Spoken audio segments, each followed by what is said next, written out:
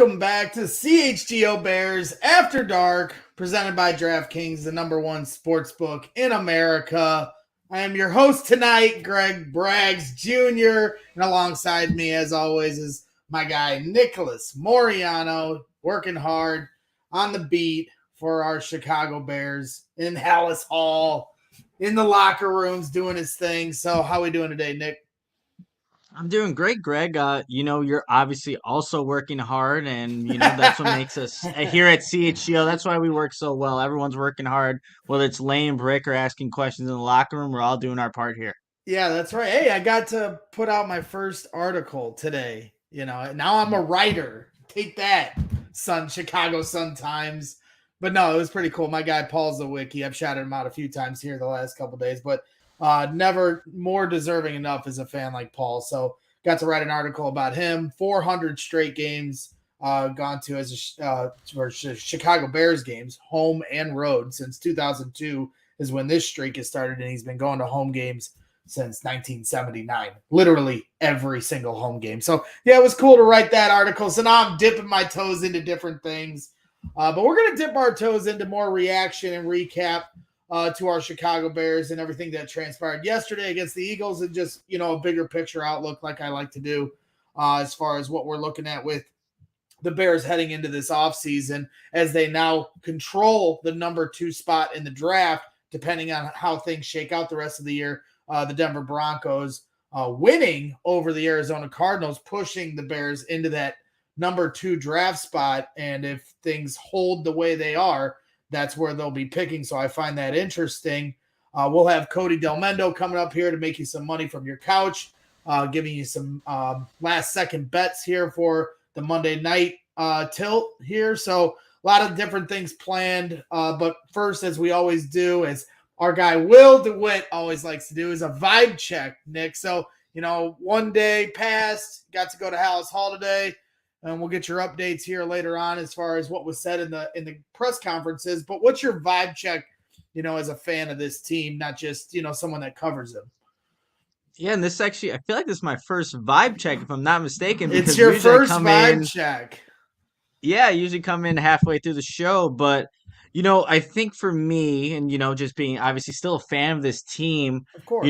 Justin Fields got out of this game against the Eagles healthy. That's one of the big things that we wanted. Not every Bears player can say that, but they are getting Khalil Herbert back. Spoiler alert, that's something I will mention and we'll talk about a little bit more. But after rewatching just bits and pieces of this game, it's like the Bears were able to really contend with the one of the best teams in the NFC, a Super Bowl contender, like I'll still call them, and do that despite missing a bunch of players on offense, having injuries, and still having that depleted roster that they were going into the game with. So I think you're feeling really good about it. And it's also cool that I feel like every game now, Greg, Justin Fields is breaking another record and putting him in, a realm of where these elite players are at, getting the 1,000-yard rushing on the season. So I'm feeling pretty good about it. I know, 3 games left. Maybe some Bears fans are kind of wanting this to be over so that we can go into draft time,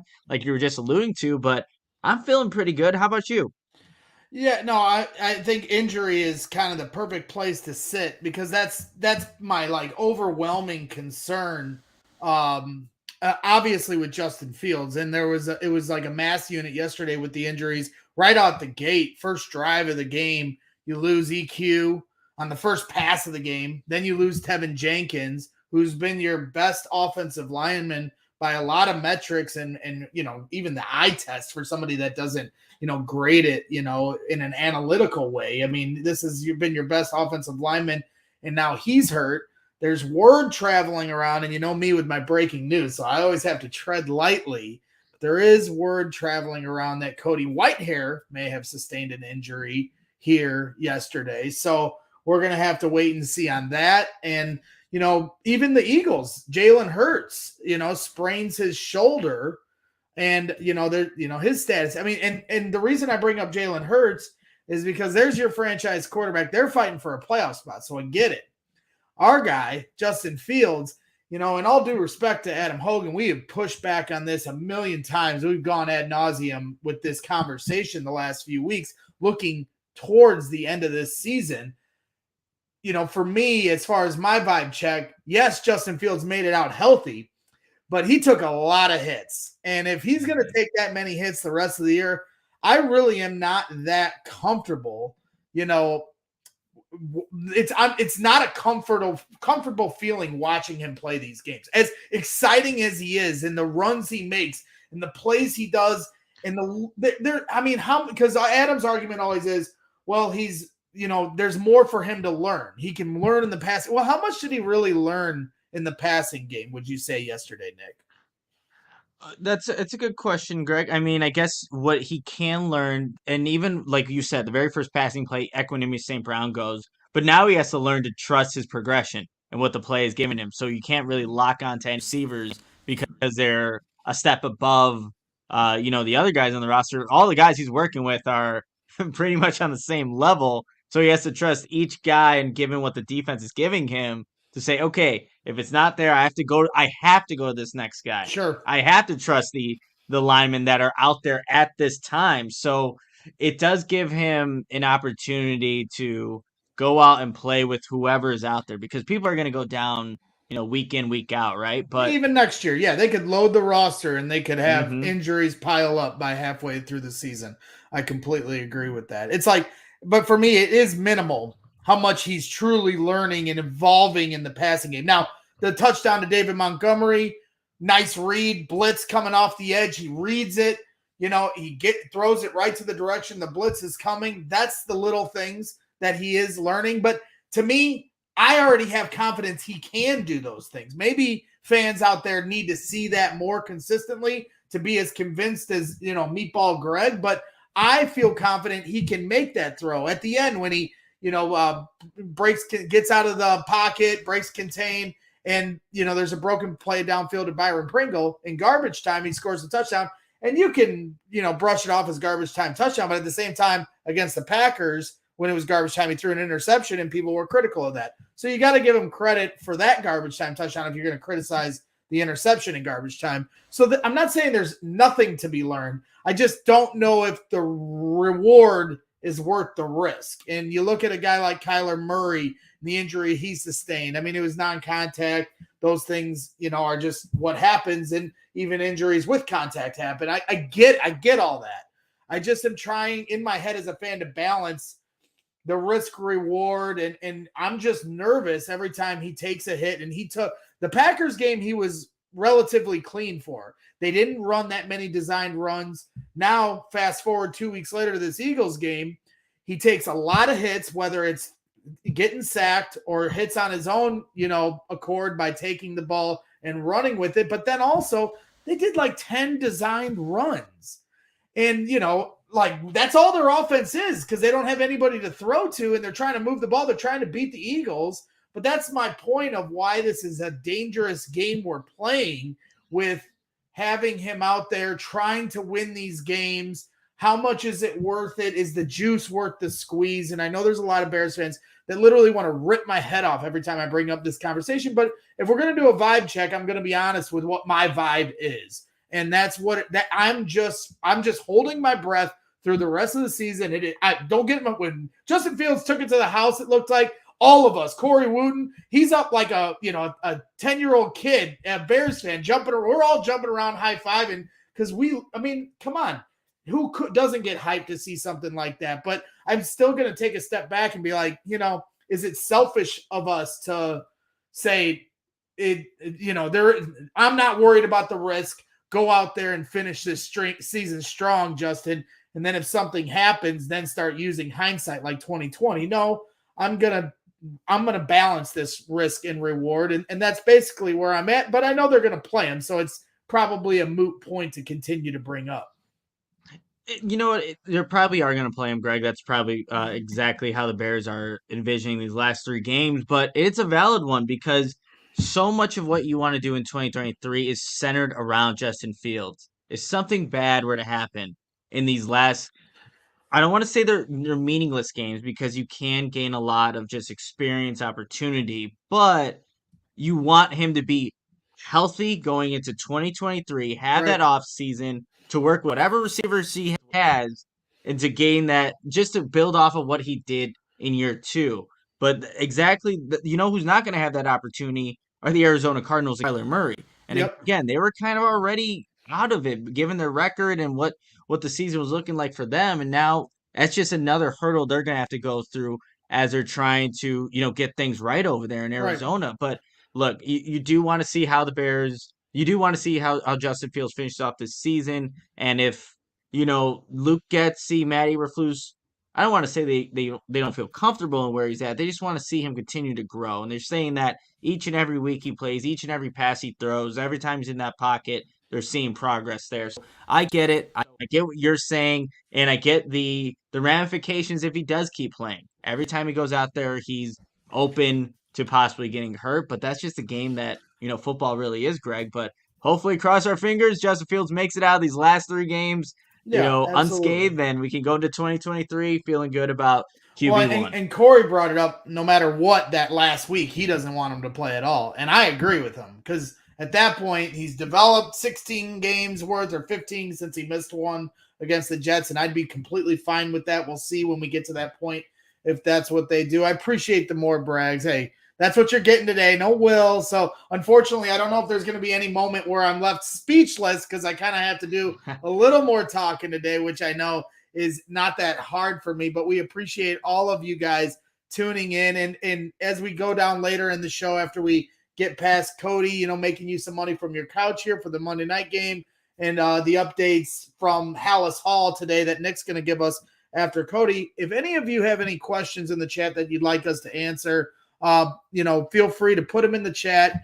And Joey behind the scenes, hopefully, can make note of it, and then we'll come back to them here later in the show. We appreciate everybody tuning in, and if Cody's ready to rock, I'm ready to rock. We're all ready to make a few dollars in our pockets. He's got Lions colors on for some reason. I don't know is that a Cubs? Oh, it's a Cubs hat. I apologize. It's a Cubs Santa hat. Come on, what man. What am I doing?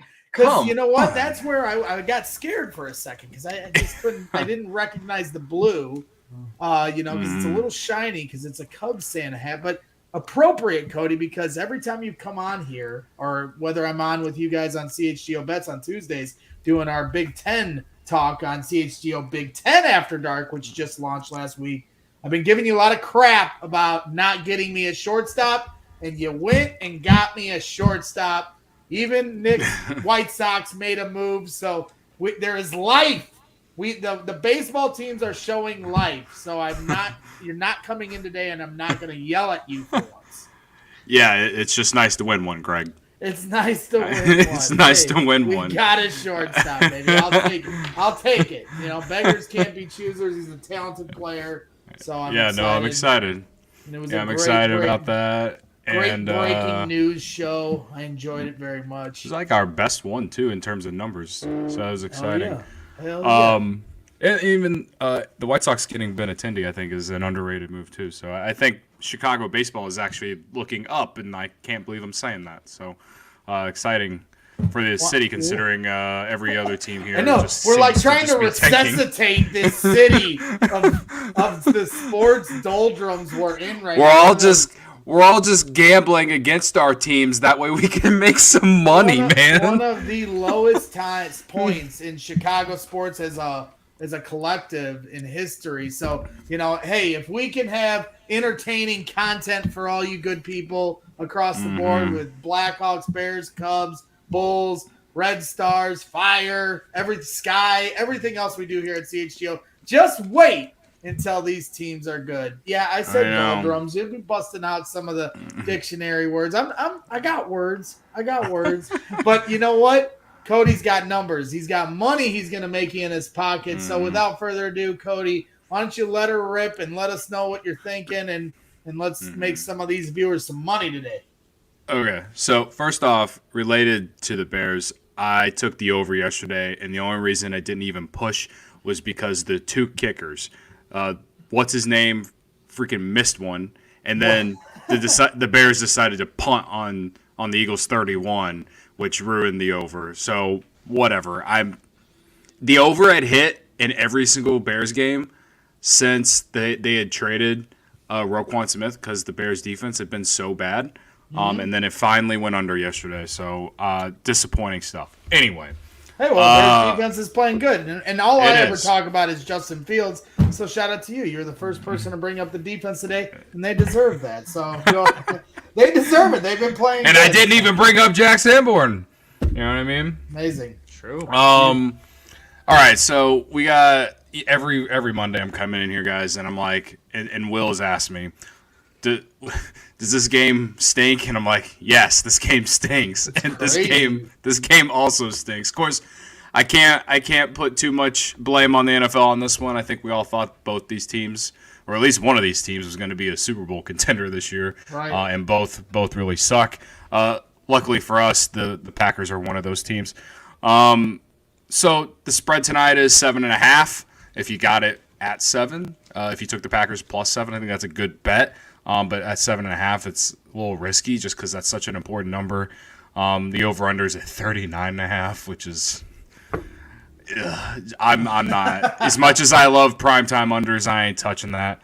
So I don't even really like the spread. Like I would say the public is on the Packers tonight because this Rams team is, I mean, they have so many injuries. Cooper Kupp is out. Like Baker Mayfield is in there for Stafford. I don't even think Aaron Donald is playing tonight. Like they just have, like, it's Baker Mayfield, Cam Akers, and then like Van Jefferson and a bunch of random dudes that I've never heard of. Like that's where it's basically at. So that's why this bad Packers team is 7.5-point favorites. But I don't like it because we've seen this Packers team all season play down to teams that, at least theoretically on paper, that they're better than. Like they lost to the Jets, they lost to the Commanders, which at this point in the season maybe you can say that those teams are better than the Packers. I don't know. I'm told Aaron Rodgers is a Hall of Fame quarterback, but what else? What else? What am I supposed to say? So what I'm doing is I'm doing a teaser. I have become addicted to teasers over the last month. And I'm doing a 6.5-point teaser. So what that means is you can do this on the DraftKings Sportsbook app. If you just go and click, if you click Packers -7.5, and then the under, which is 39.5, and whenever those come up, instead of parlaying it, there's a little tab that says teaser on it. And when you do that, it gives you the option to do a 6, a 6.5, or a 7-point teaser. So if I'm, like I said, I'm doing a 6.5-point teaser, which takes Packers -7.5 down to just 1. And so Packers -1, and then I took the under 39.5, which increases it to, I think, 46 if I'm doing the math correctly. So it's basically a parlay, but it's a teaser, and it comes out to -130. There's not like a ton of juice on it, but that's what you get when this game stinks. Now, if you wanted me to tell you what to bet on, just if you just wanted to take one of those spreads, I would lean Packers -7.5. But again, like, I don't know, like this Packers team is just not one that I can trust. I know that Aaron Rodgers is like 9-3 against the spread, coming off the bye in his career. He's got a winning record on prime time. He is who he is. Like, I get it. And this Rams team doesn't have a lot of guys, but I don't know. I could see this Rams team just messing around and hanging around somehow, some way, because both these teams just aren't. The Packers haven't been much of anything all season. They haven't been able to live up to anything, really. Like, their run defense is terrible, but, like, for some reason tonight I kind of like it, considering it's so cold, and the Rams play in Los Angeles, so it's not like they're used to this type of weather.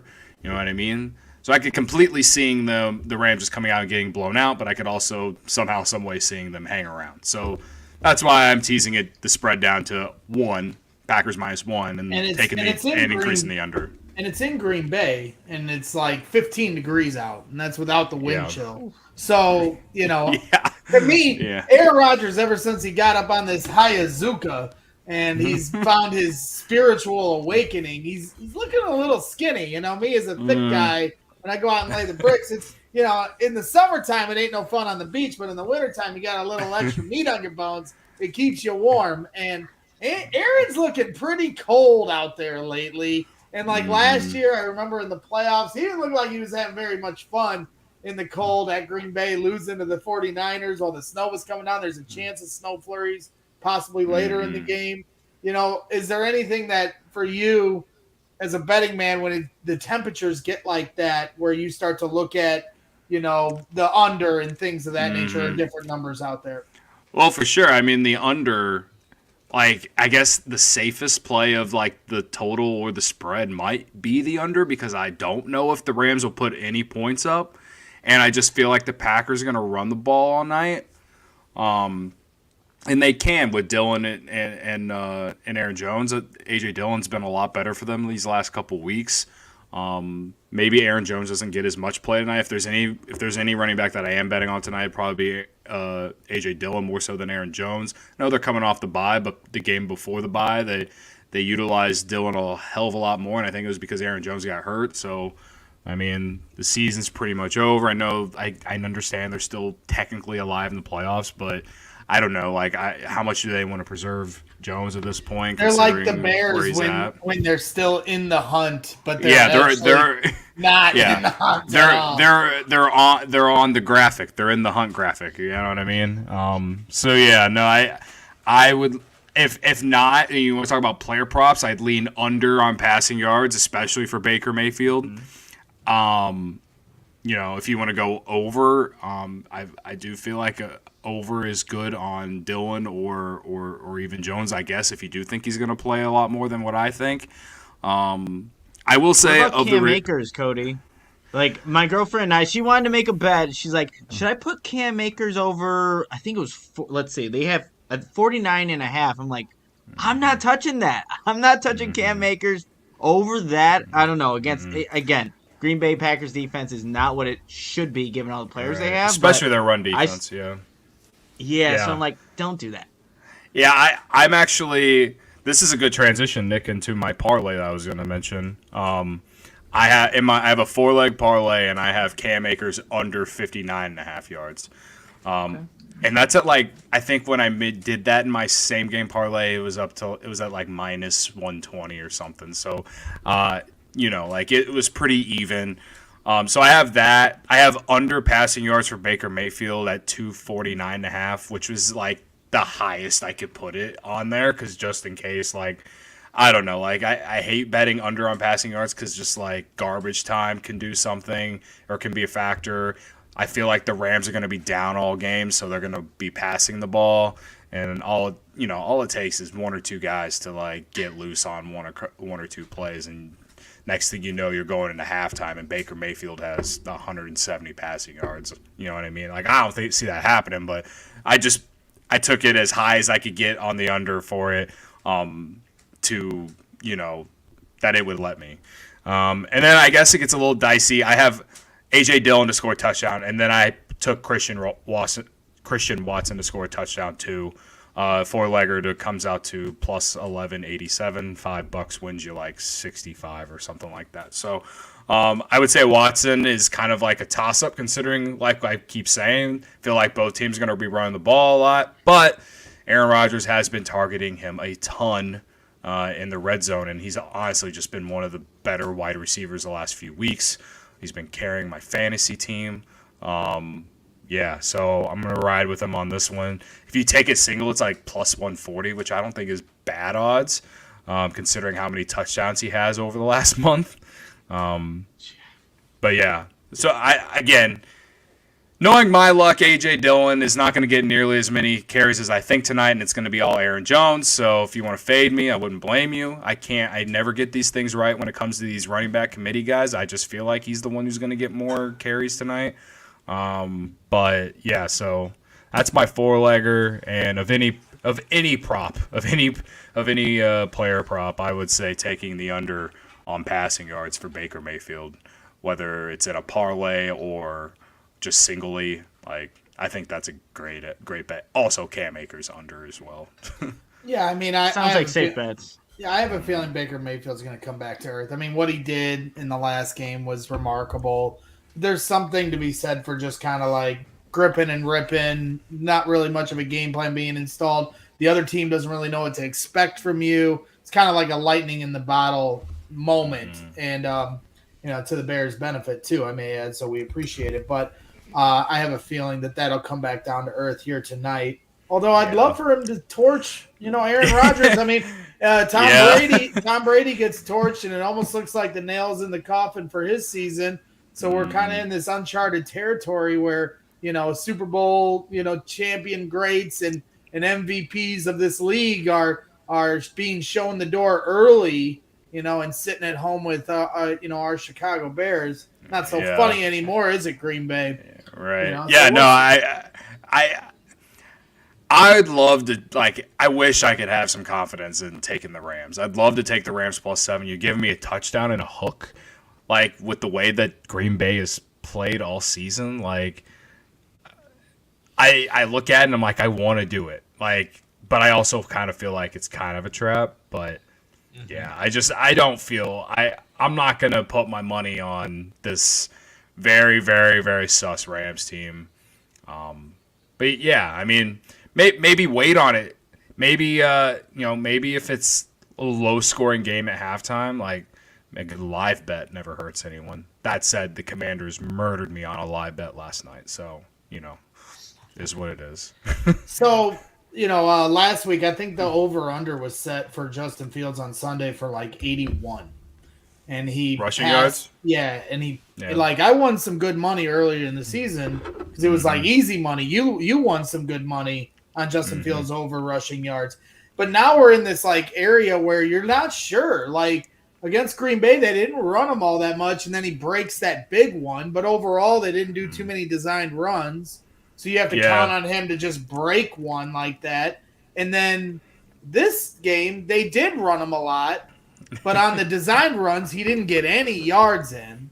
So it's kind of where do you stand if the line continues to be at 80? How confident are you? Because he did mention that he's looking at that all-time record for single-season rushing yards at 1,206. He's at 1,000, so he's 206 yards away with 3 games potentially to play, depending on whether or not they play him that last week of the season. But let's assume they do.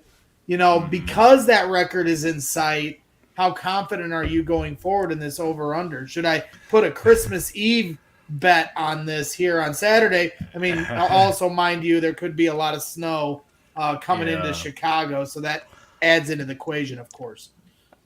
I'll say this. First off, I hate how the player props don't ever, get put on the books until, a day or two before. And that's where... That's an injury report thing, probably, right? Yeah, it definitely is. So I'll say this much: if you care so much to make that bet, I'd be checking DraftKings Thursday.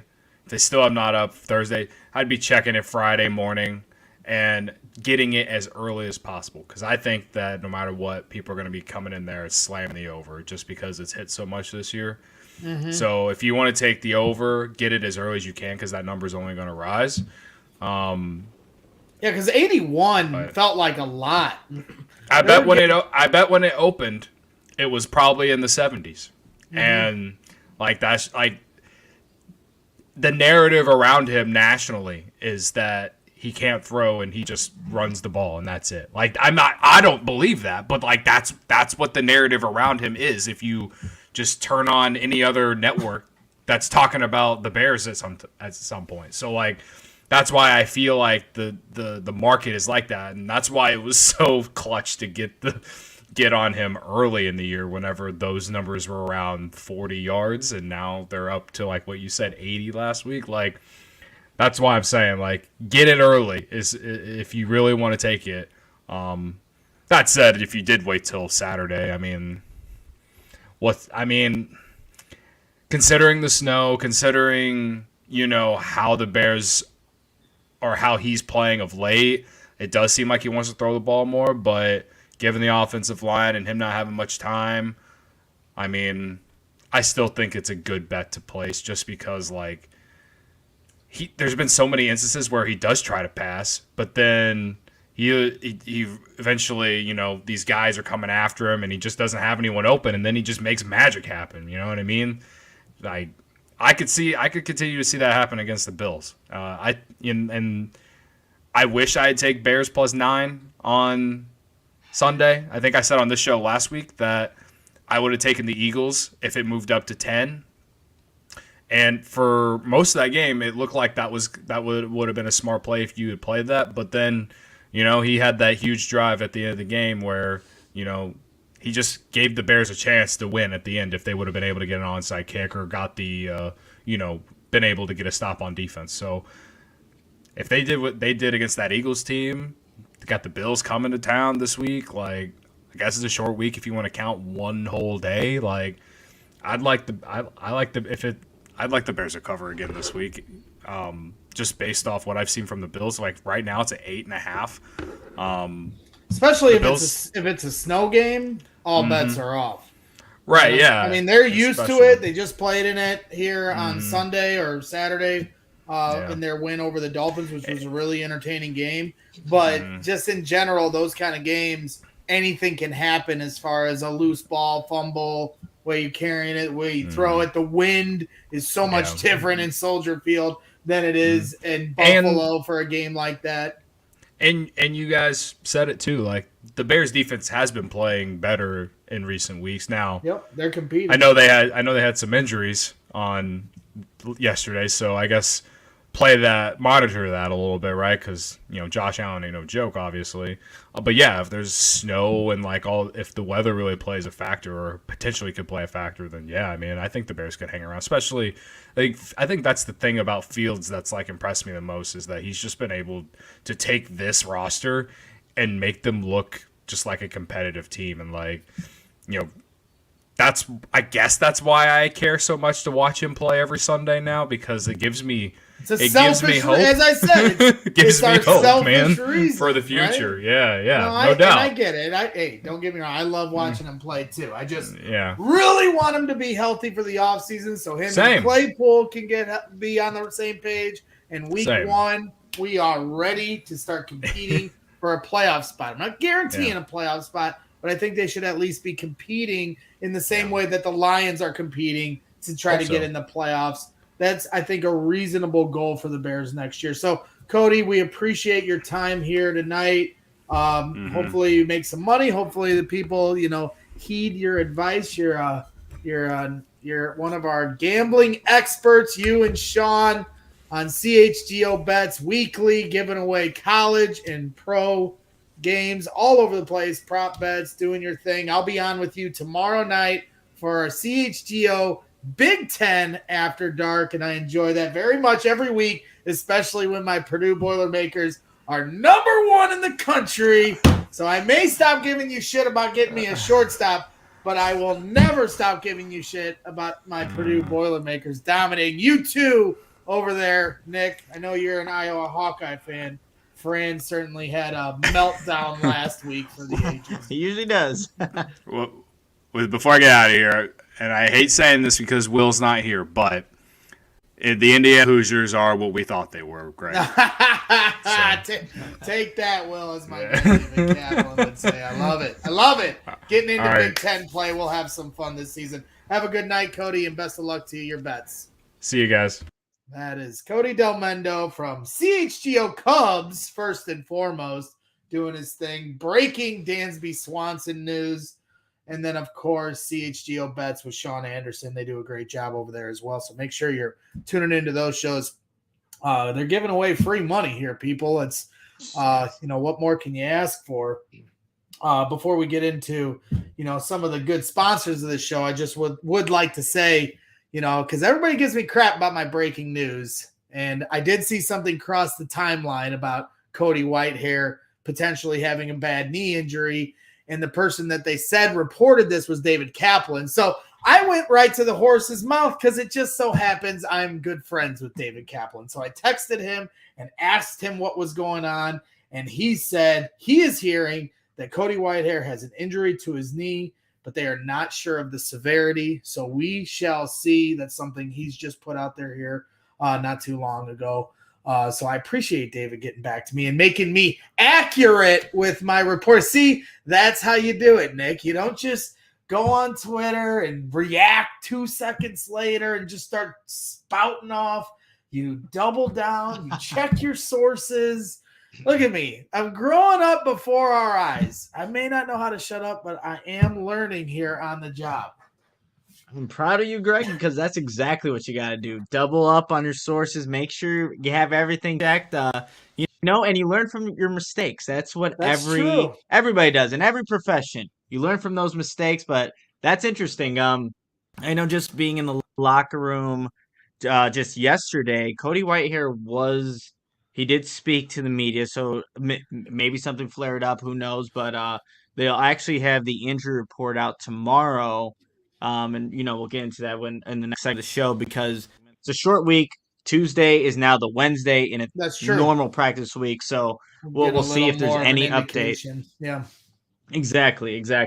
But Greg, you did mention the great sponsors of our show, so right. I'm just gonna go right into telling everybody about Shady Rays, which are premium polarized shades featuring world-class optical clarity, substantial durability, and styles cater to everyone and every lifestyle. The best part about Shady Rays, they have the most insane protection program in all of eyewear, lost and broken replacements if you lose or break your shades on day one. They told us that they'll send you a brand new pair, no questions asked, drop them in the lake, throw them off a cliff for some reason, watch the Bears lose another game and you just decide to stomp on them. Guess what? Shady Rays has got your back.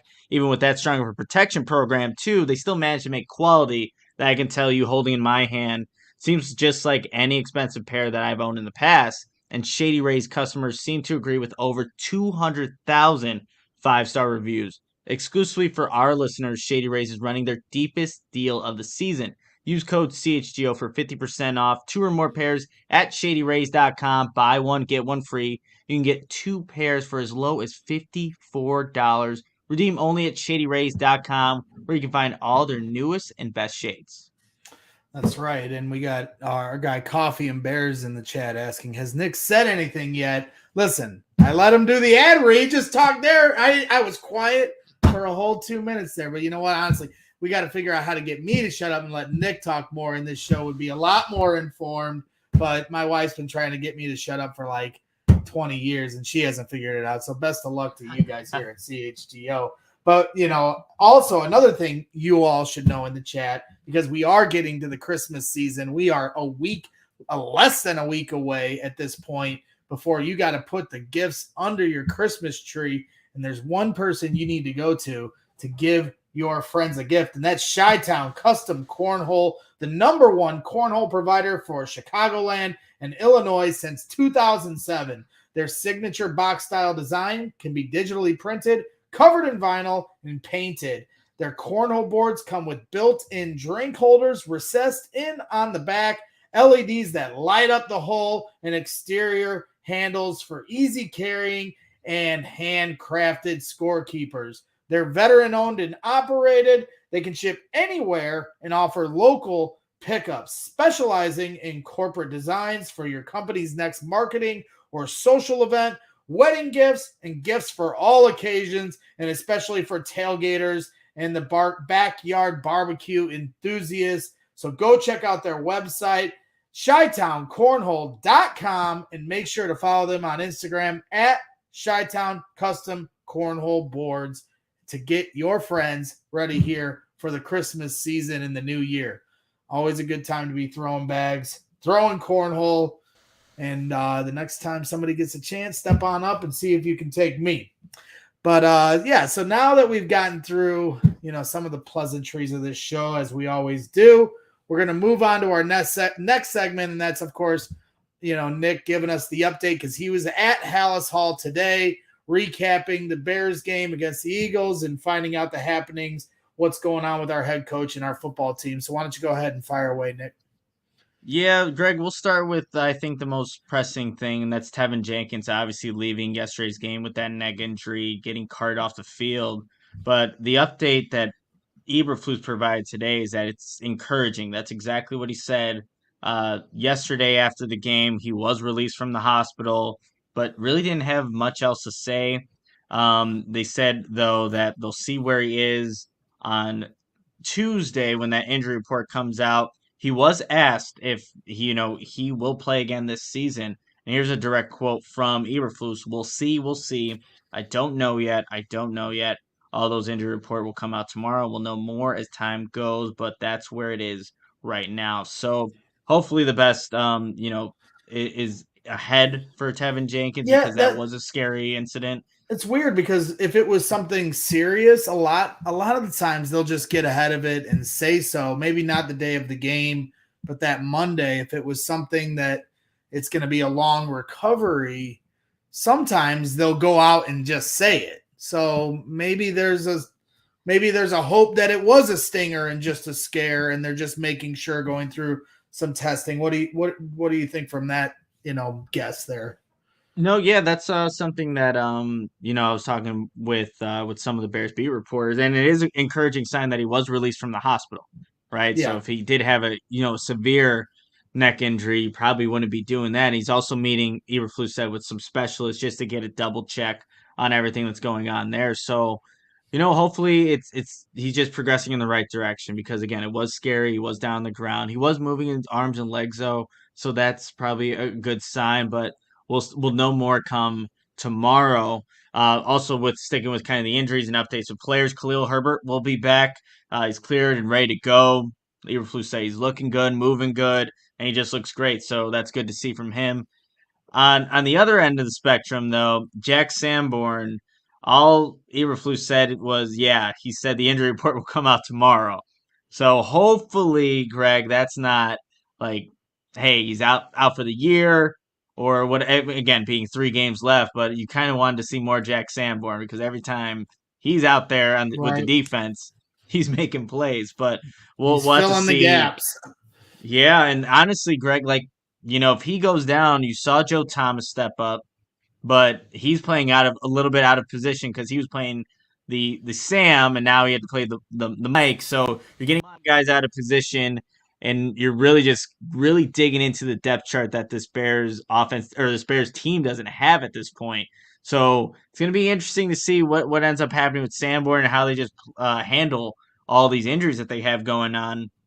And again, still continuing with the trend of injuries, he did say he's hopeful that Chase Claypool and N'Keal Harry will be back, but I really don't know how much weight I'm going to put into that, Greg. Like, he's hopeful, they're trending in the right direction, and Right. then out of nowhere, in his answer, he mentioned they have December Webster. So if that makes you feel better about the wide receivers, December Webster being there, that's great. But again, that's going to be a wait and see game. It's on a short week too, against the Buffalo Bills. That's true. You would hope the Bears can get some reinforcement at the wide receiver position.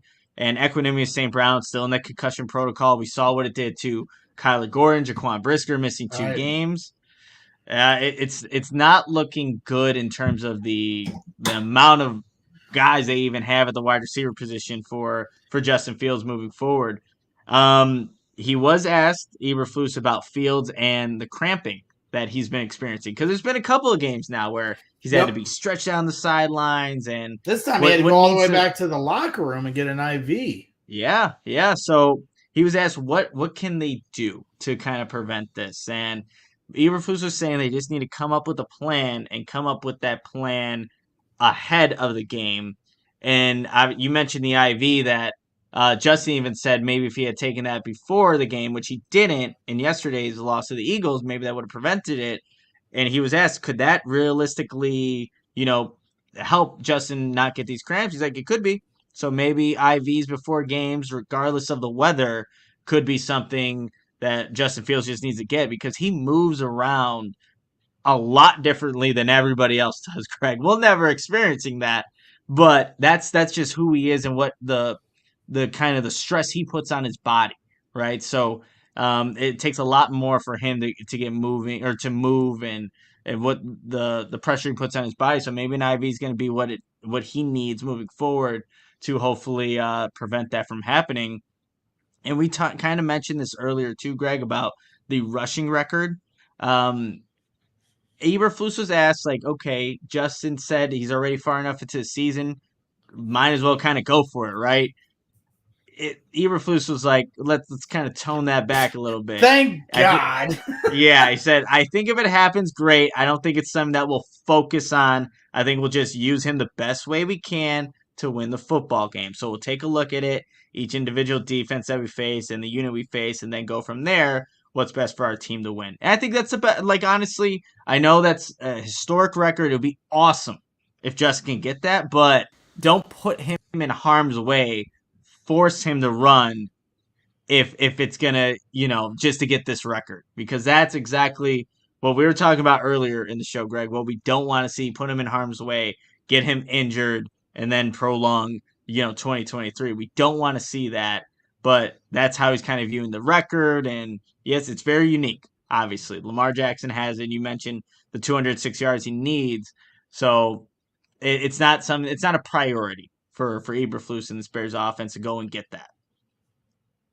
And then last thing, and this is kind of what we have the headline of the show about, is Velus Jones Jr.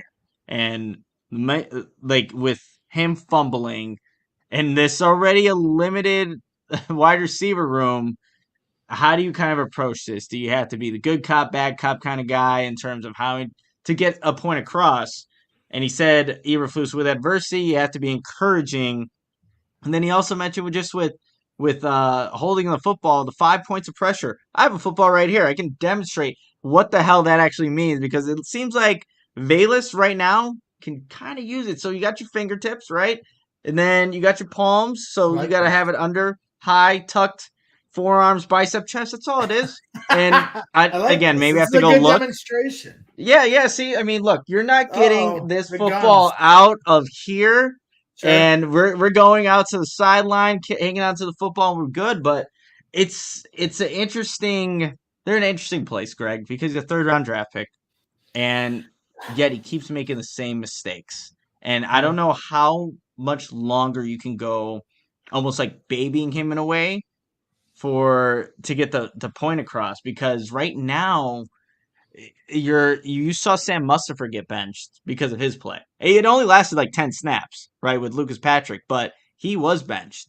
And with Velus, if you keep making the same mistake over and over again, it's like it's not getting across, Greg. So it's an interesting topic. I know people right before even the show started left some comments in the chat, what they should do with Velus, and we might even get to this discussion, a little bit later, but it's just an interesting way of how you can handle a very what Ryan Poles thought was going to be a crucial player in this whole scheme that he was kind of building here with Justin Fields, but right now kind of looking the other direction right now. Well, let's get into it because, and again, for anybody that's in the chat that have some questions, if you've already filed some away, we'll try to get to those here to end this show. And if you have any questions here, if you're just tuning in, please send them in and we'll try to answer them before we go.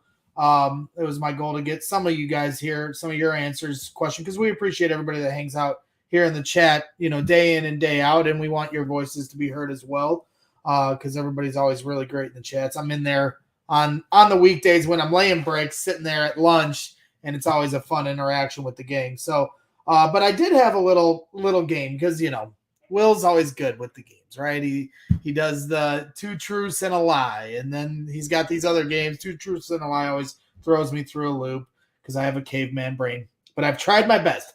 So today we're going to play a game, but we're going to keep it simple. KISS. Keep it simple, stupid. And I'm the stupid, so we're going to keep it simple, and we're going to play this game called Keep or Cut. And I highlighted 5 names of guys that we saw yesterday and then the news here today that has just recently broke that could potentially, we'll see how the severity of it. But the 5 names I have, and I'm going to run down the list, and we'll start right there with Velus Jones. Keep or cut. Like, bottom line, when you get to the offseason, if today was the final game of the season and everything you've seen, I know there's a lot of different variables with free agency and everything else, so let's just try to keep it simple. Would you keep or cut Velus Jones?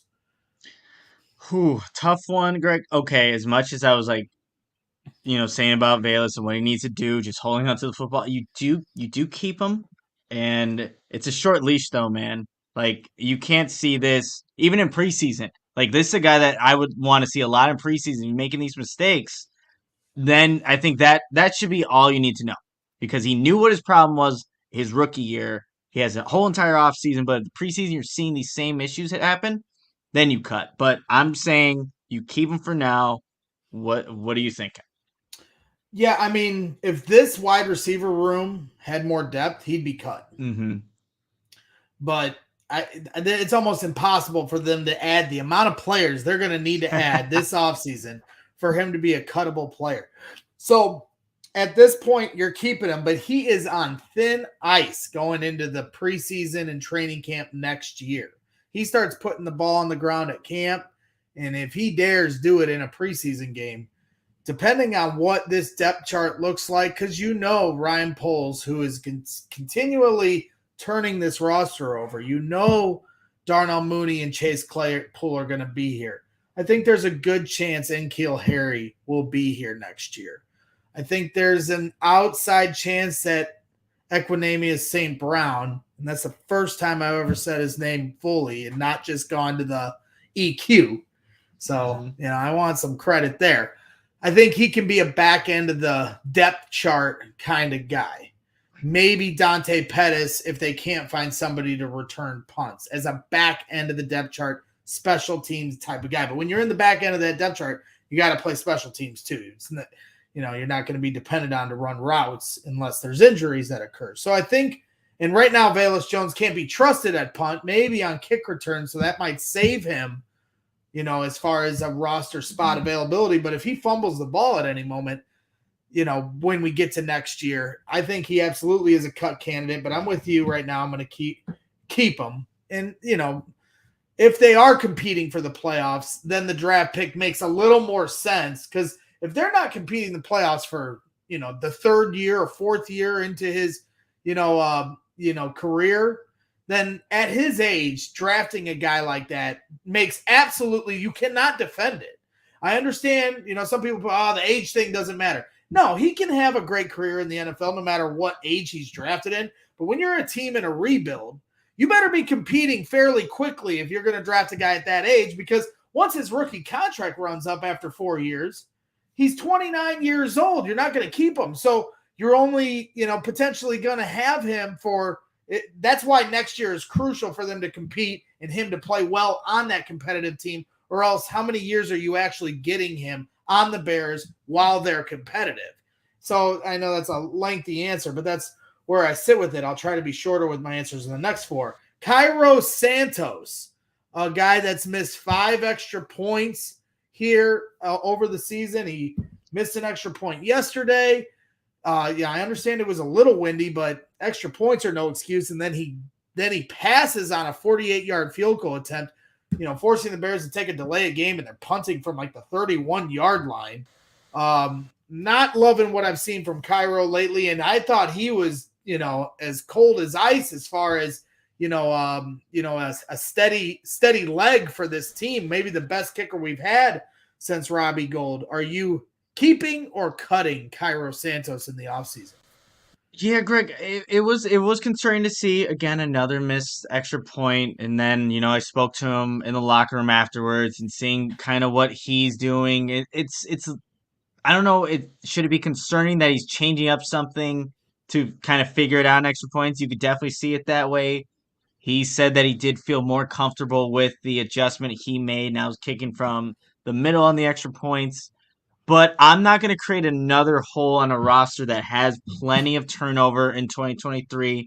So you keep Cairo Santos. He makes his field goals, which is that's always just the weird thing. Like, you can make your field goals, but for some reason the extra points are just giving him fits. And, I thought that bye week would get him straight because he was missing some up to that point, and then obviously this happened. So I think you do keep him, and you just have to monitor it. But I think Cairo Santos will revert back to what we consistently knew him as being, just consistent. Somebody you can count on. I mean, it would be so Bears to cut him, and then he becomes a clutch kicker for another team, especially if it was somebody within the division. I mean, look at the Lions. They picked up, the kicker that we had here while Cairo was hurt. Badgley, the what do they call him? The badger, not the honey badger, but the something badger. Somebody in the something chat badger. help us out while Come I on, where's Don? Where's Don Burr? Where's Don the Bear Man? Or not Don the Bear Man, Don Burr. Don the Bear Man would rip Don Burr to shreds. Figuratively. But they took Badgley and he seems to be doing well there. And that's my only pushback is how confident are you in Cairo 50 plus yards? Yeah, I mean that's probably not. Yeah, that's because not that's where, my thing. That's where I go with this. It's like, yeah, he has been really steady. This year's been all over the map. Okay, maybe he's helping the tank. Who knows? Maybe he's in on it. Paul's threw him a few extra bucks in his back pocket, and that's why he's missing these kicks. I doubt it, but at the same time, I'm looking across the league, and guys are making like 70-yard field goals. Like they're making like 62-yard field goals, and there's plenty of distance behind the, it hits the back of the net like it could have gone for 75. And it just seems like kickers more and more every year, the distance is getting further and further. And someone in the chat said, give me a kicker with a big, that actually has a big leg. And, I definitely think they need to look into it. Cairo certainly has learned to play in Chicago, and I thought he had gotten the win figured out, and now it seems like he's somewhat spooked at Soldier Field. He's talking to you about sight lines from the certain hash marks, so I think it's kind of in his head, and that's what Soldier Field can do to you. Robbie Gould used to, like, if you ever watch Steph Curry in a preseason pregame warm-up, he has all these different drills to get ready for a game, and it's, to me, going to watch Steph Curry play, his pregame warm-up is more entertaining than the game itself, to actually watch how he prepares. And then that's how he's able to make these amazing shots. And the same's actually for Robbie Gould. When he played for the Bears, he had a really unique warm-up routine as a kicker. He would go to the literal sideline of the field and try to hit the goalpost from the side of the field just to, get his gauge for the wind on that end zone and different, whatever he's doing to get himself ready for the game. And that's kind of the stuff you have to do here in Chicago to be ready to make kicks, because it just changes so much. There's swirling winds, the snow and cold and everything else. And the field itself is sometimes can be an issue. We saw earlier in the year, they're patting the, grass down. They got a penalty for that. I was told by Patrick Scales that actually should have been a warning, and they gave him a penalty. Saw him at Bernie's book banquet, and he was telling me that. So there's a lot of weird intricacies that go into kicking at Soldier Field. So Cairo at least is ahead of the game with that stuff, but I don't think he necessarily has the biggest leg. The final three that I want to go through is the offensive line. And I'm going to start with Alex Leatherwood. Are you keeping or cutting Alex Leatherwood? So I think you're keeping Greg, and because they claimed him, I forgot what the contract goes for Alex Leatherwood. So I think they're actually contractually with Leatherwood for a little bit. But I think you saw the 17 snaps yesterday, and you're going up against a really good pass rush in the Philadelphia Eagles. But you might as well see what you got, right? At this point, you have some youth. He obviously that's what's going for him, and the talent. And just to see if that's going to be his actual spot, the tackle position as opposed to guard, or at least you would have an offseason even figure it out and, try some things. And, with the injury to Tevin Jenkins, I wonder, how that factors into stuff, and maybe even Cody Whitehair too right now. So I'm keeping Leatherwood, and, it's not a big sum of money, and the age is a benefit to him as opposed to Velus Jones Jr., where we're talking about, man, he's already older. A couple hypotheticals. If Tevin Jenkins is okay and the Bears are going to move forward with him next year, and Cody Whitehair is hurt for the rest of this year, would it be smarter, if you were considering to play him at guard, would it be smarter to try him out at left guard? Because in the back of your head, you're like, all right, we're going to let Tevin Jenkins be right guard. So instead of giving him snaps there, let's see what he can do at left guard.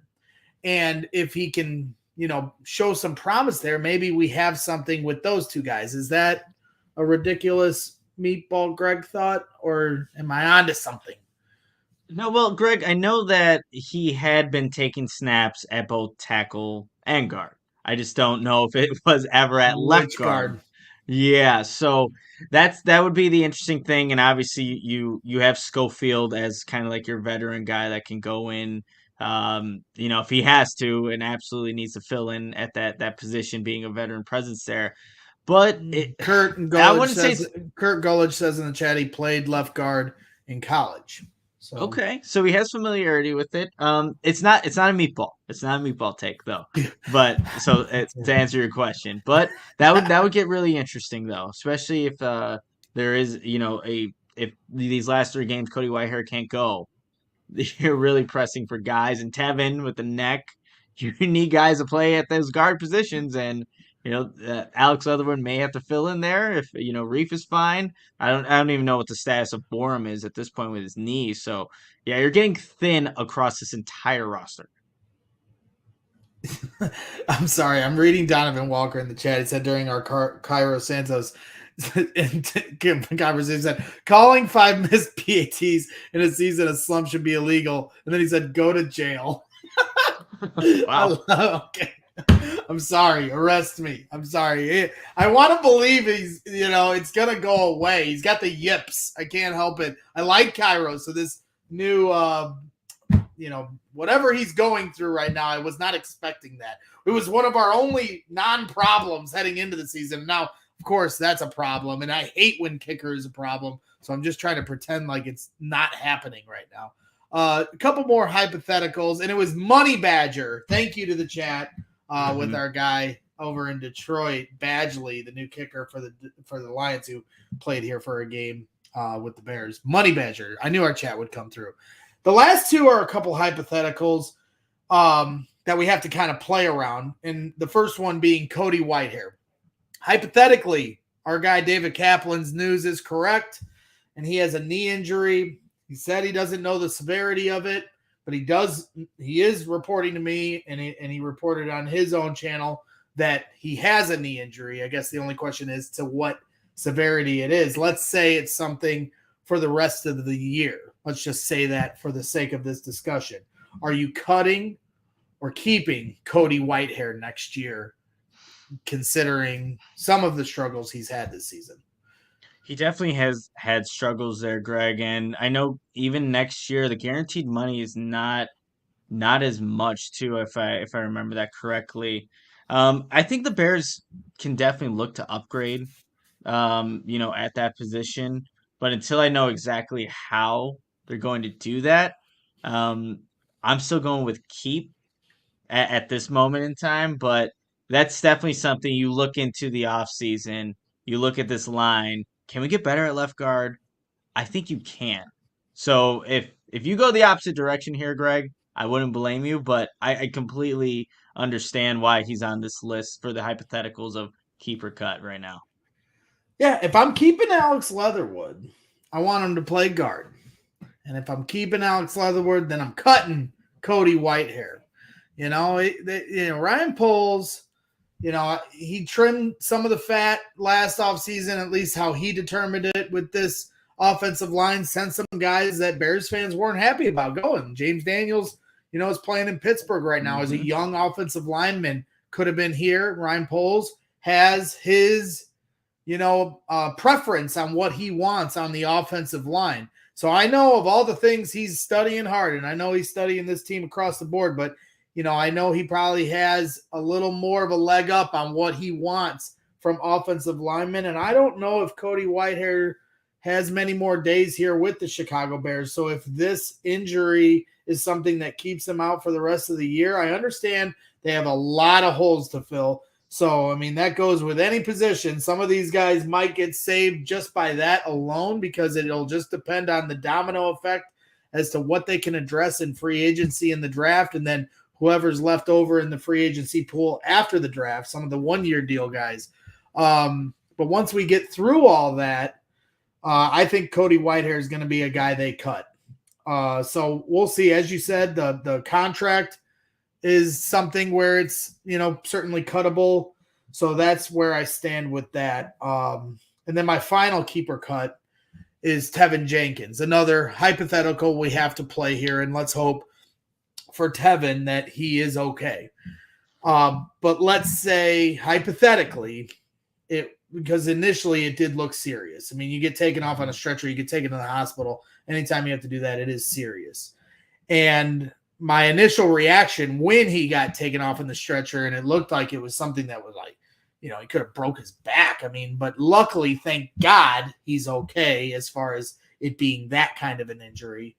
But for the sake of the discussion, let's say it is something that's relatively serious. Any kind of injury is serious to the person it's happening to. Anybody that says it's minor are the people it's not happening to personally. So they're all serious when it comes to having to rehabilitate from an injury. But let's say it was something that could hold him back this offseason. If you're Ryan Poles, are you keeping or cutting Tevin Jenkins? Then I wonder, Greg, like going back to how, it all started with Tevin Jenkins when Ryan Poles got here with all the trade circulation, and now you're not knowing if he's going to be healthy enough to play. Like then I think as a GM, you had to be smart about this. Like obviously he's still a young player, and let's say it comes out he's clear, good to go, could still play football at a high level. You still got to look out for yourself, right? He's already had some injuries. There was this trade, rumors that went on, and then he kind of cleared those and saying this is your home. He's played really good football at the right guard position. For me, I would like to still see what Tevin Jenkins can do because I still don't even think he's reached his full potential as a guard. If that's where he's going to stick with, it's just that So if he's fine, you're keeping him. I think that's the easy answer. If he's fine, I'm keeping him, you're keeping him. But if he isn't fine, then where are you going? Then we have to talk with teams. Then we got to talk to looking to probably get somebody else here. Because you can't take that risk. How many of these offensive linemen are you going to be? Right, because if he's not fine and he's got to rehab and go through, then you don't even know the player when he comes back after he rehabs through everything. Then you're putting him. Yeah, he learned a lot this season, and I think he deserves a lot of credit for that. But let's just hope for the sake of the conversation he is fine. And if that's the case, we're both keeping him across the board. Somebody in the chat said, I'm sorry, but what's up with the love for Alex Leatherwood? And I think my calculus with that is, he didn't have a great day against the Eagles. They had him out at tackle, but I look at him just like Tevin Jenkins. This dude is a big body. And, he was a first-round talent out of Alabama, correct? And you put him at guard just like you put Tevin Jenkins at guard, you're in a phone booth, as they say, right? Out on tackle, you're out on an island. You got to move, right? Hassan Reddick is getting around you, and you're all by yourself out there if they're not going to give somebody to chip this guy. But if you're inside, you can use that big body to your advantage. And I think if they give him a shot at guard, might see him start to shine a little bit the way you started to see Tevin Jenkins shine. I'm hoping because the Bears, if they have to fill 4 offensive lineman spots, they're in a lot of trouble. And I saw somebody else in the chat, Kyle Waddle, say, they're gonna build. Ryan Poles wants to build through the draft, and I actually disagree with that. I mean, last year he tried to sign Ryan Bates, and the Buffalo Bills matched the offer sheet. So I think that was if he was willing to put that money up this last offseason for offensive line before he really even knew the team he had going into this offseason, I absolutely think, yes, I think they're going to look at defensive line, but I think offensive line is where the money is going to be spent and get guys that are proven in here that can create a pocket for Justin Fields. So no, I mean, I'm not giving Alex Leatherwood the left guard spot before he's even played a snap there. We're playing a little bit of a hypothetical game when it comes to keep or cut. But as far as somebody that you still want to see more from, I think Alex Leatherwood is in the keep category, not necessarily start and give him all the reps, but he's certainly in the keep category, whereas Cody Whitehair, I've seen enough of him over the last few years, and it's been a while since we can say he's had a solid season. I don't think he had that great of a season last year. And I know the Nagy stuff was a total mess, and that wasn't all on him. But at the same time, he hasn't had a very good couple years here, and he hasn't had a good year this year, and now he potentially could be hurt, going into these last 3 games. So that's where I stand when it comes to Alex Leatherwood, Tevin Jenkins, and Cody Whitehair. So, we're trying to keep these guys. We're not trying to run players out of town, but that was a little bit of the little keep or cut game that I wanted to bust I like out it, Greg. today. I like it. It's not exactly what Will would have come up with, because he His has would have all been these, way more intricate with detailed stats and stuff. and Yep. information. And I'm And just creating good coming with conversation. opinion-based hypotheticals. I know I keep using the meatball, and I appreciate you pushing back and saying I'm not that big of a meatball, and I appreciate that. I'm trying my best here, to hold up with the big dogs. You guys are the research guys. I'm the hot take guy. I know my role here at CHGO, but I do feel like, I know a thing or two about this team. I've been watching them for a minute, so I enjoy playing the hypothetical game here, and then I appreciate everybody, hanging along and interacting in the chat as we went through that. Real quick, if there's anybody here in the chat that had any questions, I don't know if our super producer in the back, Joey, had any bookmarked or anything he wanted to bring up. Joey, did you want to hop in here and let me know? I mean, I know I put you on here. Honestly, have not seen a ton of questions come through tonight. More of just some comments here, and you have done a good job keeping up with them. A lot of them have come in the final Bragg's game, which was glorious, if I should say. But yeah, I mean, not a ton of questions. I was getting ready to star some stuff, but give them the last chance here. If anyone's got some questions, throw them in the chat. Yeah, last chance for romance while we give Here our we go. final. Here's one. Why does Carm love the Packers so much? That's a great question, Kurt. I don't know. Because I was on an After Dark when we had our Christmas party, and Mark and Carmi V are talking about how they don't understand why Bears fans hate the Packers, and the whole thing went off the rails for a minute until Matt Peck came in and saved us and absolutely buried Green Bay. And he was like, they were like talking like we might miss Aaron Rodgers and you got to love Lambeau Field and all that stuff. So that's a great question. And we have no idea, there's really no answer to why Mark Carman is the way he is, but we love Mark Carman. So we wouldn't trade him for anything. But we kid because we love Mark. But Kyle Waddle's asking in the chat, Nick, do they trade back? Because right now they do hold the rights to the number 2 pick if the season ended today, which it doesn't. But if they hold that number 2 pick or wherever you think they're going to pick, do they trade back, and with who? Yeah, I think they're in a really good spot right now, Greg, and we'll see kind of honestly where they end up. Is it going to be 2, 3? Will do the Bears surprisingly win a game in these last 3 and mess everything up here in draft order here? But they could probably get a haul, right? Like depending on a QB needy team. And, we had Eric at home on last week and kind of previewing a little bit of the teams that need quarterbacks and how many are actually going to go in the first round. But I just think come draft time, every single year, the draft stock always rises for a lot of these guys. Hopefully that's the case.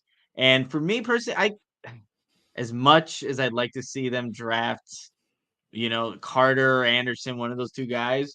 I think the best case for the Bears, though, Greg, if you can get more draft capital, because like we were just saying, we were just thinking about cutting and keeping or cutting some of these other guys, but there's so many positions that need to be filled. Like if you have to replace 4 offensive linemen on this team, you almost have to do the same for the wide receivers, right? Like just on the offense itself. So I think trading back would be a good scenario for the Bears to be in. Just because they can get a lot for it. And I hate saying it, but I feel like the Lions and Don Burr are our best candidate because and it's a risk because then you're helping them get the quarterback because they wouldn't trade up unless they're drafting a quarterback.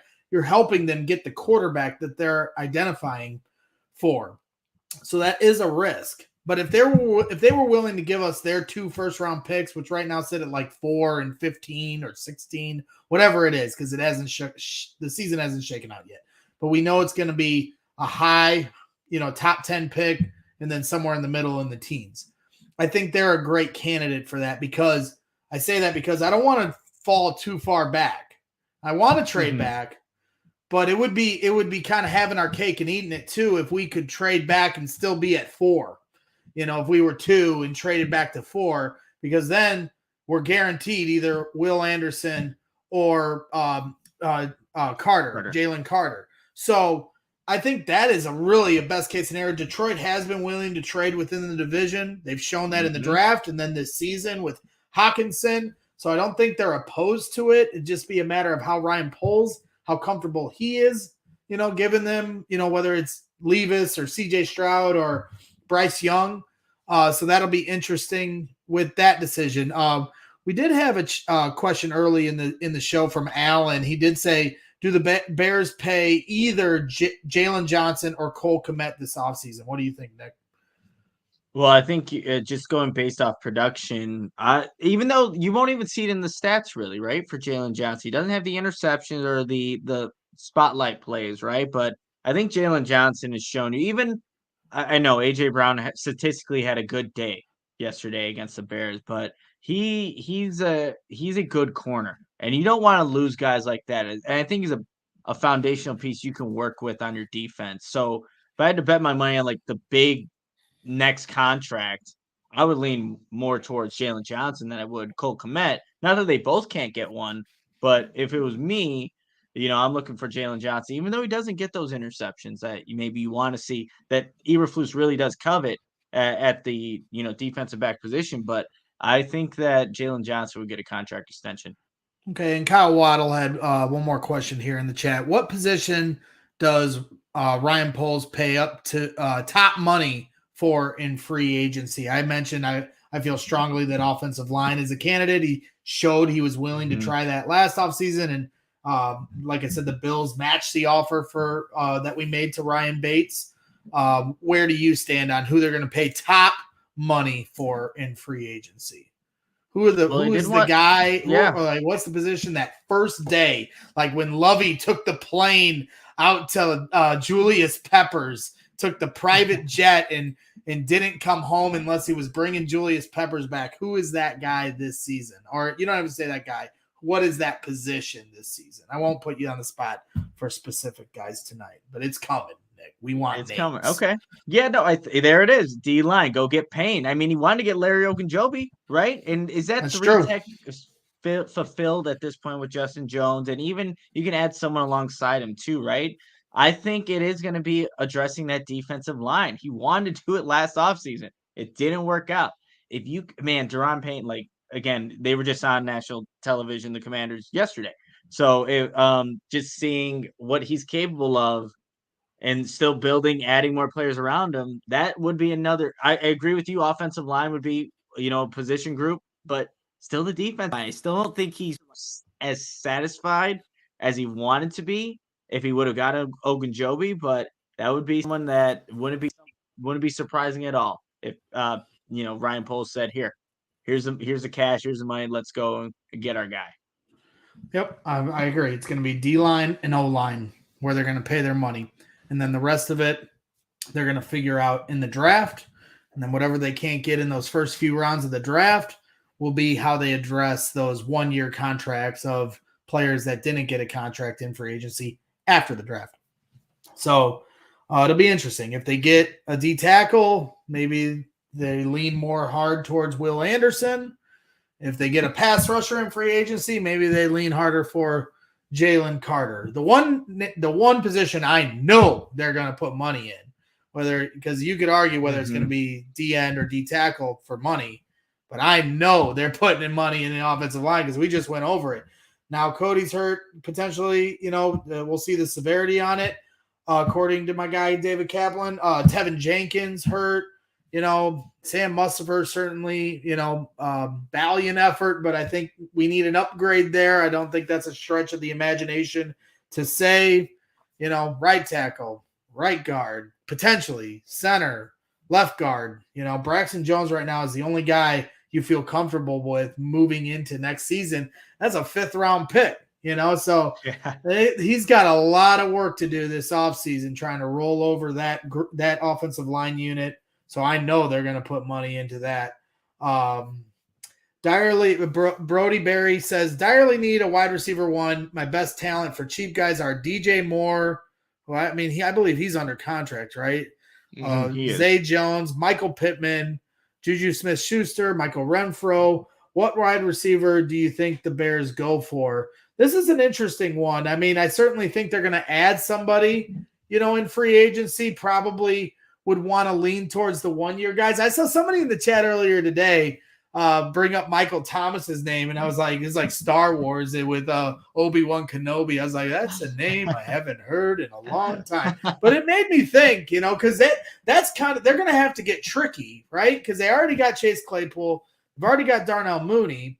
And I know some fans and some people are talking about trading for DeAndre Hopkins or trading for Mike Evans or Chris Godwin or somebody that's going to become available the way A.J. Brown came available. But we already gave up our high second-round pick for Chase Claypool. So what draft equity are you willing to give up for those players, and how much are they going to cost when teams know how desperate we are for that type of a player? That's going to be the dance that Ryan Poles is going to have to do here this offseason. I certainly would love one of those guys I just mentioned, but of the names that Brody brought up, is there any that stick out to you?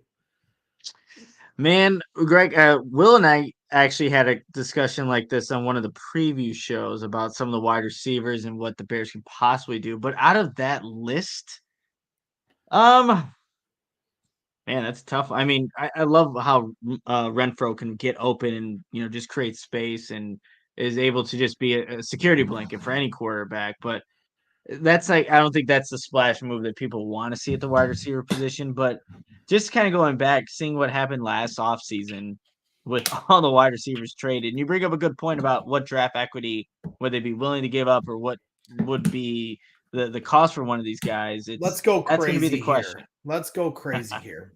Okay. Would you give up not this year's first round pick, but next year's first round pick for T. Higgins? Let's say the Bears trade back at 2 and add a future first round pick.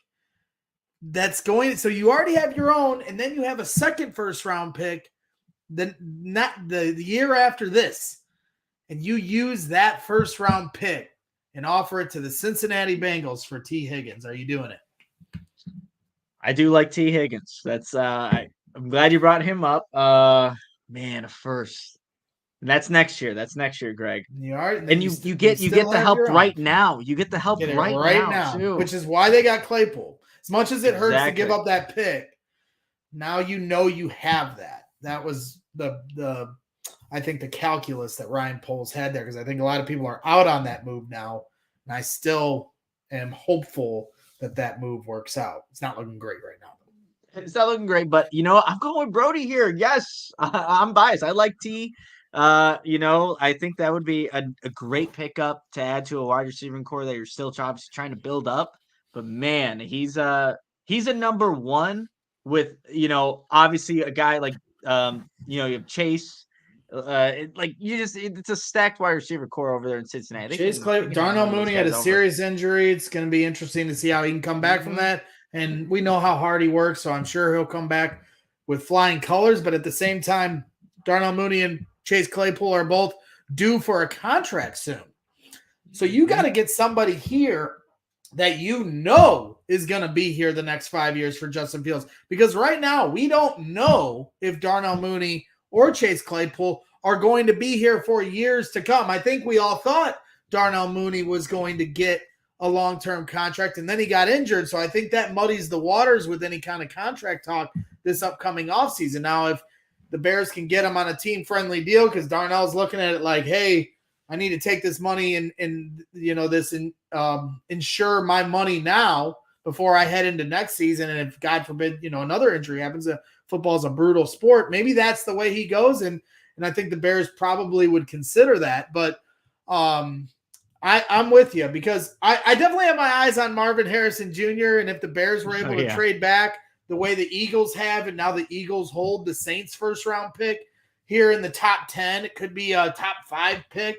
that was a great move by their franchise. And if the Bears could trade, back and acquire someone's top 10 pick next year, and we get in the Marvin Harrison Jr. sweepstakes, that's really exciting to me because I think anybody that's watched him play would understand why that excites me. He is a dynamic player, and obviously he has the lineage behind him.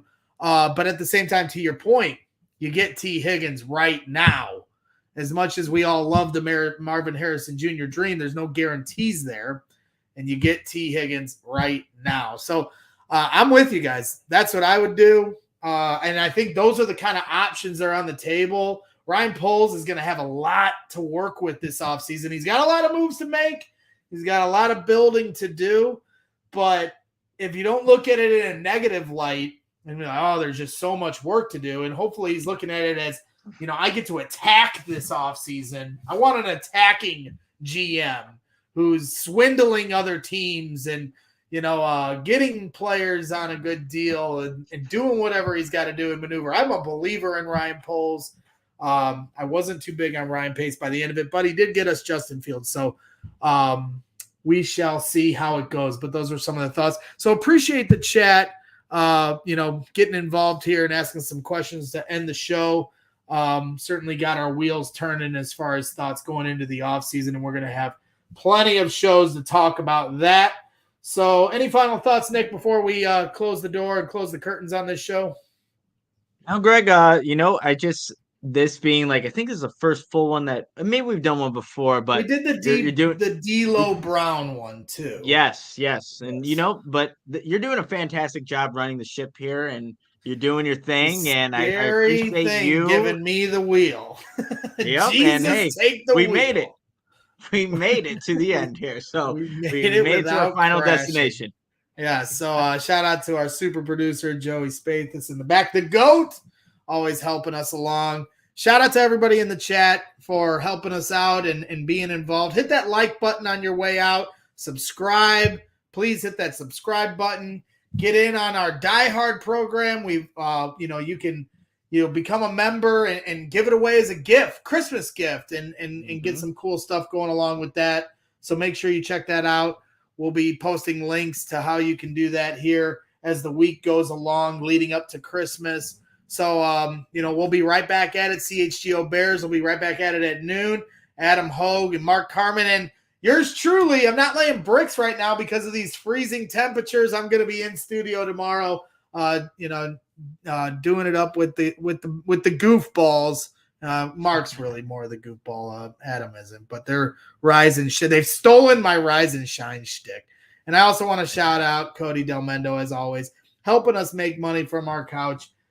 Tune into him at CHGO Cubs, and of course CHGO Bets, as him and Sean Anderson are doing daily betting shows and doing a great job with that. So I've done all the shout outs.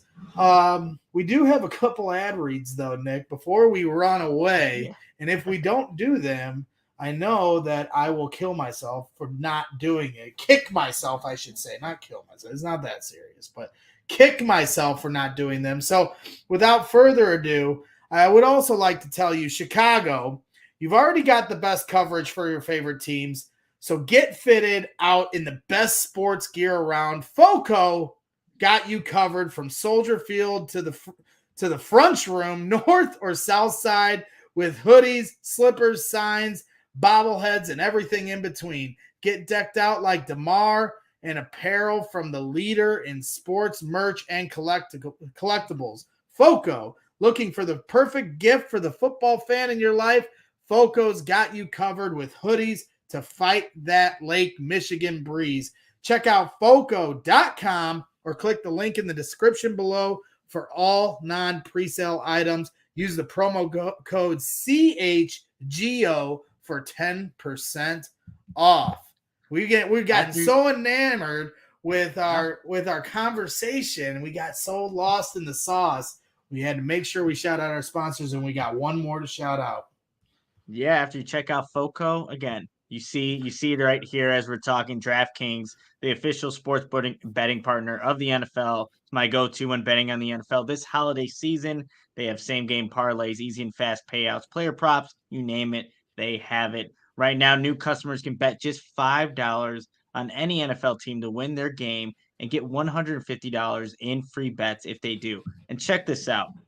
Right now, everyone can earn up to 100% boost with DraftKings stepped up same game parlays. Go to DraftKings Sportsbook app, plays the same game parlay, and combine multiple bets like which team will win, player props, point totals, and more. The more legs you add, the bigger the boost, the bigger your shot to win big.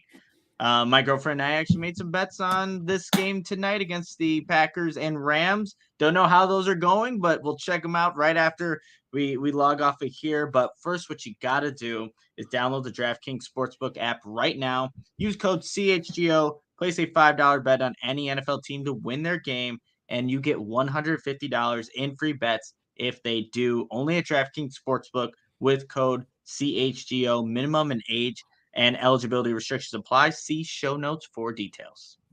There it is. See, we crossed all our T's, dotted all our I's. I almost got out of here without, minding my P's and Q's, but we did it. So we almost crashed. See how we were talking about driving the ship, and I almost crashed the car, but then we course corrected, and here we are, finishing the night strong. Shout out to all our sponsors helping us along the way here at CHGO. Again, thank you to the chat. We got Rocky in the chat. You ever seen Three Ninjas, Nick? Remember Three Ninjas? Are you too young for Three Ninjas? Joey, I know, has seen Three Ninjas. So, maybe not. Maybe I'm the old timer here on the show. Joey, have you seen Three Ninjas? He's just gonna end the show. He's like, I've had enough of. No, I have not. Oh my God! I was gonna say Rocky loves Emily. Rocky, you guys, man, when this end the show, go watch Three Ninjas. But make sure, as always, to tune in to CHGO Bears and CHGO Sports. Have a good night, ladies and gentlemen. Bear down.